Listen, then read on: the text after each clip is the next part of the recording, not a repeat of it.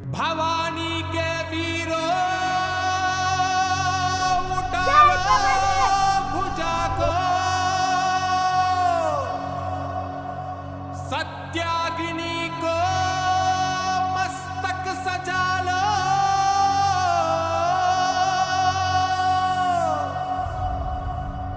स्वाहा हो शत्रु प्रचंड मचा दो।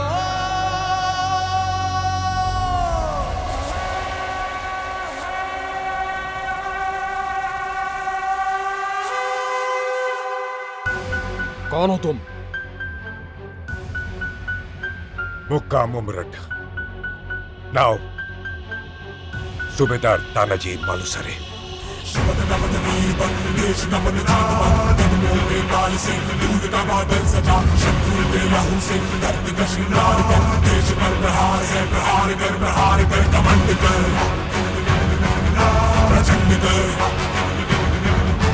तांडव सा युद्ध कर भयंकर।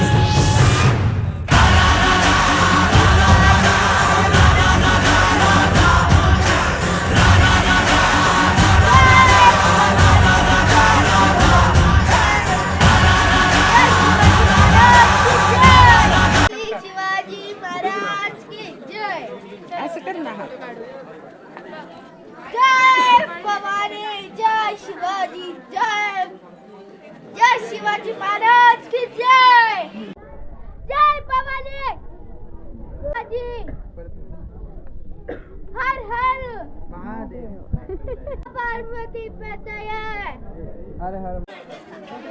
जय भवानी, पवा पार्वती पतये, हर हर महादेव।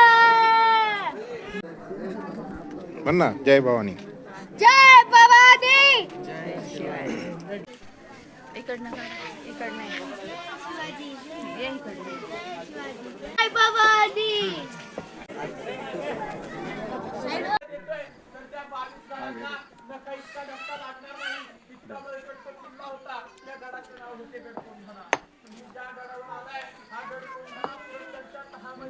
शत्रूच्या हाती गेला आणि या गडावर राज्य नेमण्यात आला. उदय भान राठोड कोण होता? उदय भान राठोड हिंदू सुभेदार होता, रजपूत होता. हिंदू असून रजपूत असून उदय भानाने मुघल धर्म स्वीकारला. औरंगजेब बादशाह यांनी उदय भानास बक्षीसपात्र गड कोंढाणा दिला. उदय भानाला बक्षीसपात्र गड कोंढाणा मिळतात. उदय भानाने स्वराज्याचा सगळ्यात महत्त्वाचा नियम मोडला. उदय भान राठोड राजस्थानमधनं 3 मुलींना बंदिस्त करून गड त्याला घे.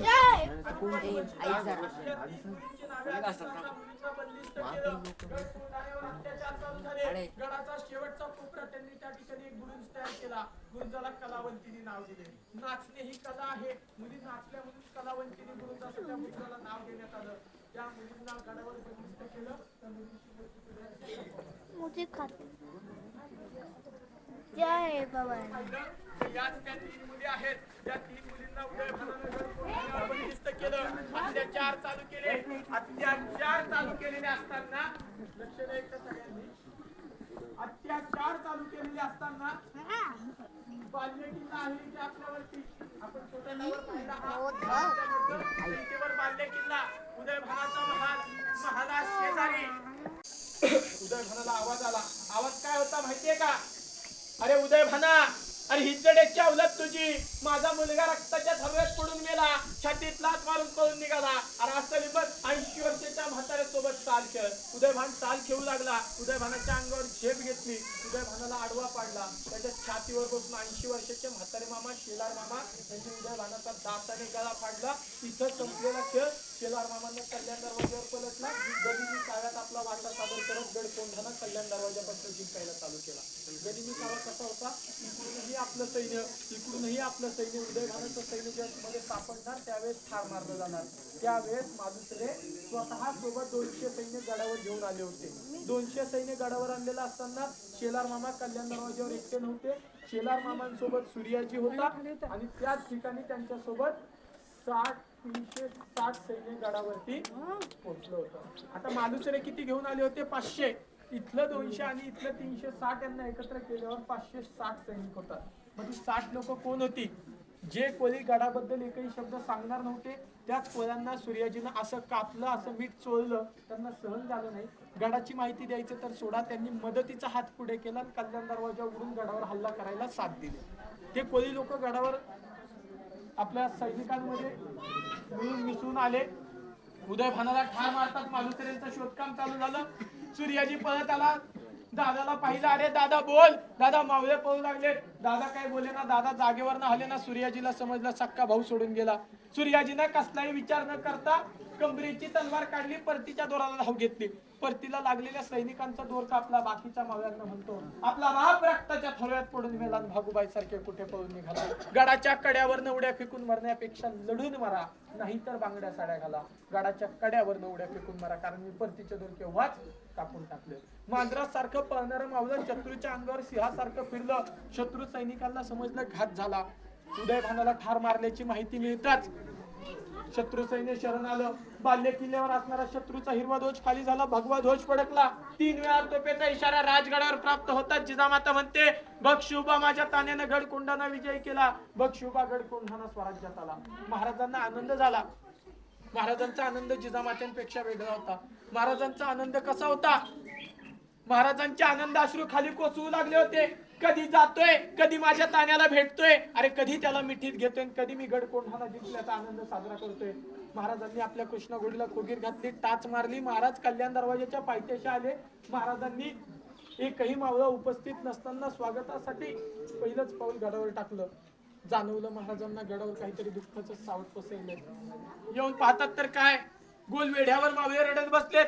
मावळे रडण्यामागचं कारण पाहिलं. अरे ज्या मावळ्याला मिठीत घेऊन गडकोंडाना जिंकल्याचा आनंद साजरा करायचा होता, त्याच मावळ्याकडे लक्ष गेलं. अरे इंच इंच जखमा, अरे इंच इंच जखमा अंगावर झालेल्या असताना, मालुसरेंची या ठिकाणी रायराय असे तुकडे पडलेले असताना महाराज रडू कोसळले. मालुसरेंच्या देहा शेजारी मांडी घालून बसणारे महाराज कमरेचा शेला काढतात, मालुसरेंना मिठीत घेतात.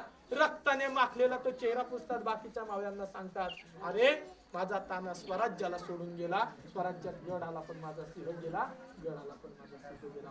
बोला छत्रपती शिवाजी महाराज की जय. जी माहिती सांगितली, मुख्य शब्द काढून 2 मिनिटाचा पोवाडा बनवलाय.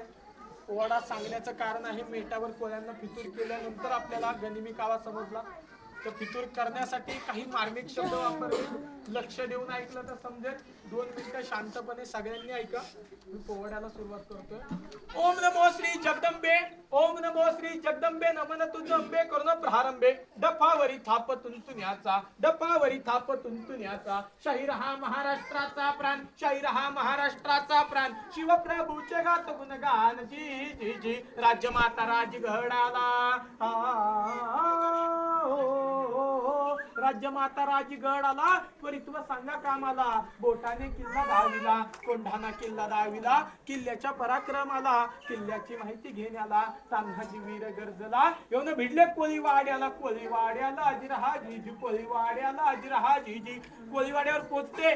कोळी म्हणतात गोंधळी आलेत, गोंधळी बरं झालं आलं बघताला. आईचा नवस फेडायचाय मला. देवीसाठी नवस केलं, हे गोंधळी वेळेवर आले. बोलवून घेतलं गोंधळाला. जेव्हा पाहिलं गोंधळाला, संशय आला कोणाला. त्यांना गोंधळी म्हणावं तर ही रांगडी माणसं दिसतात, बाकी कोणी म्हणावं तर गोंधळाचा वेश आहे.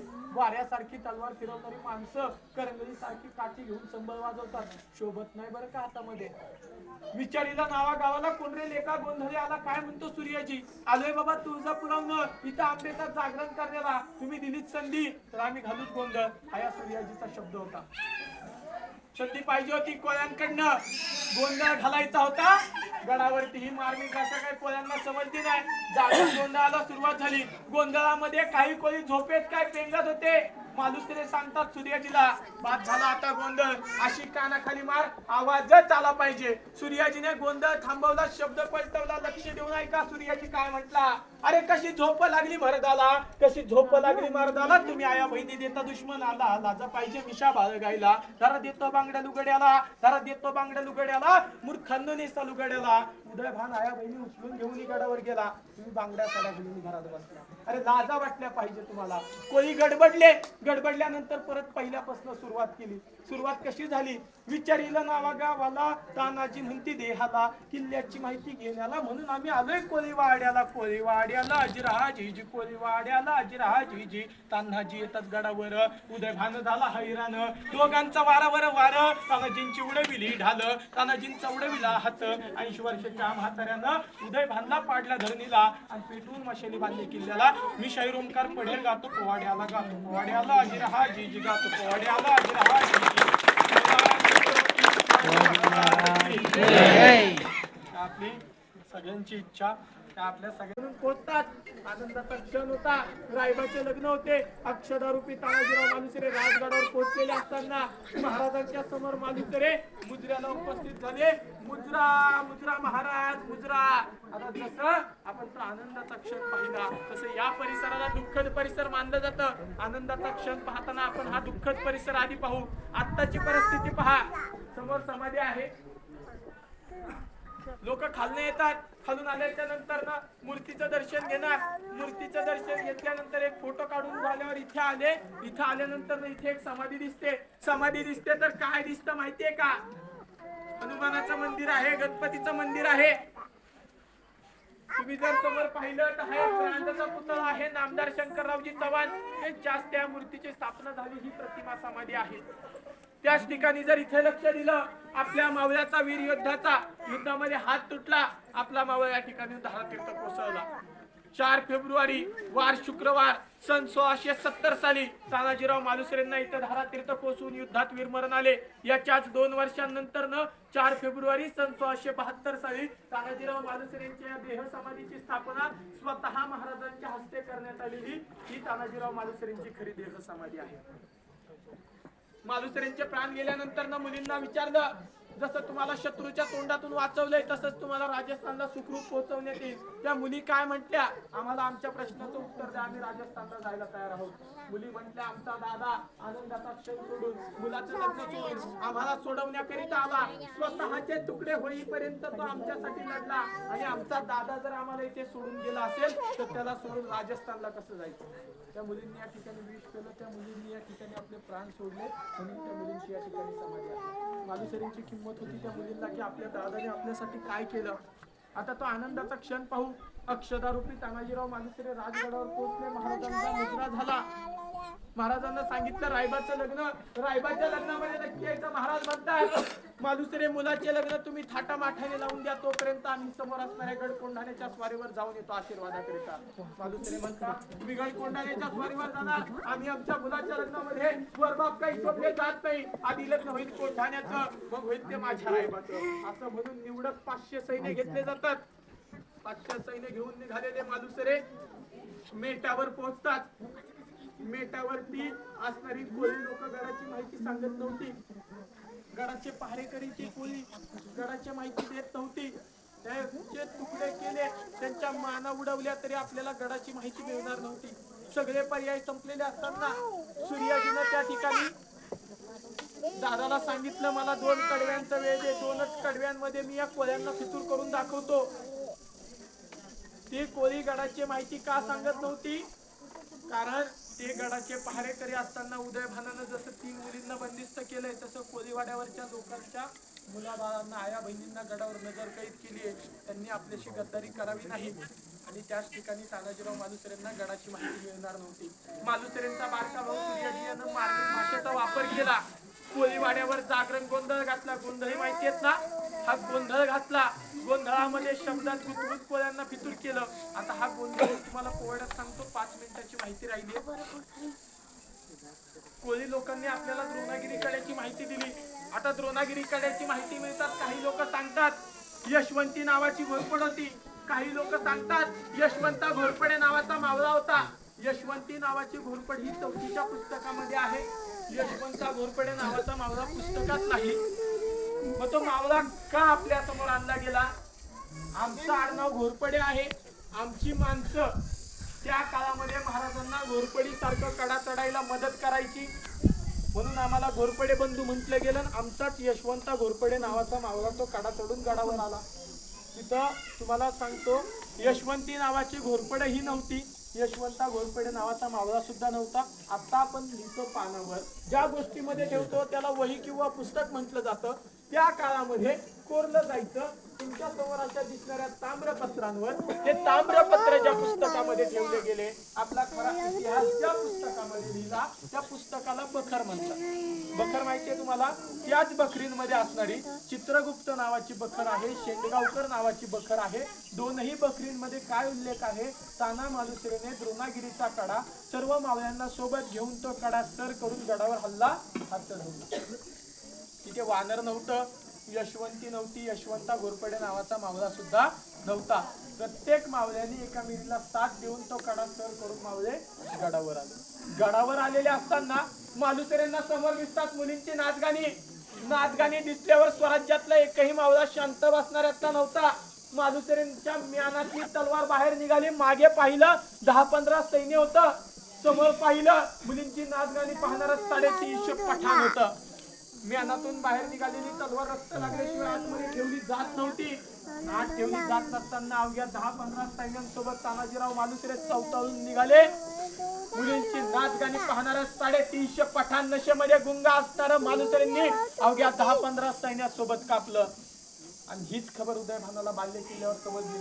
उदयभानवर महालामध्ये झोपला होता. झोपेमध्ये असणाऱ्या उदयभानाला हत्तीची ताकद होती. तो उदयभान झोपेतनं उठला, डोळे चोळत सुटला. डोळे चोळत पाहणाऱ्या उदयभानानं जबरदस्त असा वार मालुसरेंच्या अंगावर केला आणि तो वार मालुसरेंनी ढालीवर घेतला. एकाच वारामध्ये मालुसरेंच्या ढालीचे 2 तुकडे झाले. ढाल खाली कोसळली. मालुसरेंनी कमरेचा शिला काढला, हाताला गुंडळीला. हातावर वार होऊ लागले, हाताचे तुकडे होऊ लागले, रक्ताची धार खाली वाहू लागली. तरी सुद्धा आपल्या मावळ्यांना हात खाली नाही केला. जिथं उदयभान ढाल तोडू शकतो तिथे हात खाली केल्यानंतर एका झटक्यात मान उडवू शकतो. याच विचारानं हात खाली केला नाही. ढाल तुटते, कापडी शिला टिकला नाही. हातावर वार झाला, हातही तुटला गेला. उदयभानाच्या अंगामध्ये हत्तीची ताकद होती, मुळीच म्हटलं जात नव्हतं. तलवार तुटायची, ढाल तुटत नव्हती. उदयभान ढाल तोडून दाखवायचा.